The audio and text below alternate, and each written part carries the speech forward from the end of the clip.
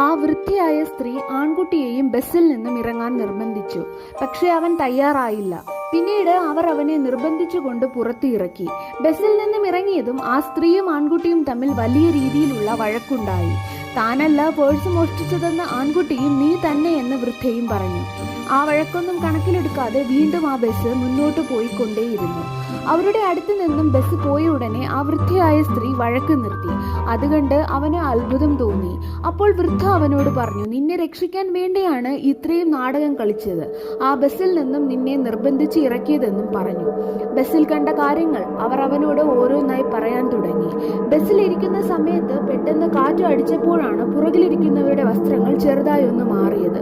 അപ്പോഴാണ് അവർക്ക് കാലുകളില്ല എന്ന് താൻ മനസ്സിലാക്കിയതെന്നും അവർ പറഞ്ഞു. കാലുകളില്ലാതെ അവർ എങ്ങനെയായിരിക്കും ബസ്സിൽ കയറിയത്? അപ്പോൾ അവർ പ്രേതങ്ങൾ തന്നെ ആയിരിക്കുമെന്ന് അവർ പറഞ്ഞു. ഇത് കേട്ട് അവനിക്ക് ഭയമുണ്ടായി.